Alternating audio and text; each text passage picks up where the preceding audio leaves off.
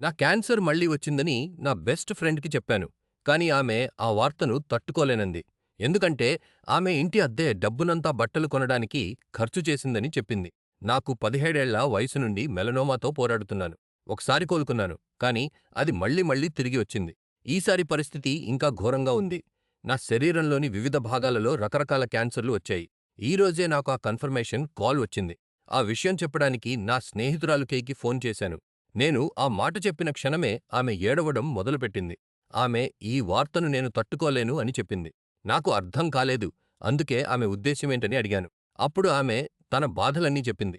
కొత్త బట్టలు కొన్నందువల్ల తన దగ్గర ఇంటి అద్దెకు సరిపడా డబ్బు లేదని చెప్పింది.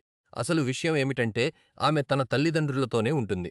ఆ అద్దె అనేది నిజానికి ఆమె గత ఏడాది వారి దగ్గర దొంగిలించిన డబ్బును తిరిగి చెల్లించడం. నేను సాఫ్ట్‌గా ఉండటానికి ప్రయత్నించాను. ఆమెను బాధపెట్టినందుకు క్షమాపణ కూడా అడిగాను. కానీ ఆమె ఒక్కసారిగా విరుచుకుపడింది. నాకు వరుసగా చెడు వార్తలే వస్తున్నాయి. నేను ఇప్పటికే చాలా బాధపడలేదా? అని అరిచింది. నాకు సహనం నశించింది. తన ఖర్చులను నియంత్రించుకోలేకపోవడం నా క్యాన్సర్ వ్యాధి కంటే పెద్ద సమస్య అని ఆమె నిజంగా అనుకుంటుందా అని అడిగాను. ఆమెకు విపరీతమైన కోపం వచ్చింది. ఆమె బాధలను గుర్తుచేసి తనను అవమానిస్తున్నానని, నేను చాలా చెడ్డ స్నేహితుడినని చెప్పి ఫోన్ పెట్టేసింది. ఇప్పుడు మా కామన్ ఫ్రెండ్స్ అందరూ నన్ను ఒక దుర్మార్గుడిగా పిలుస్తున్నారు. కష్టాల్లో ఉన్నవారిపై నేను ఇంకాస్త జాలి చూపాలని వారు అంటున్నారు. నిజంగానే ఇక్కడ నేనే చెడ్డవాడినా?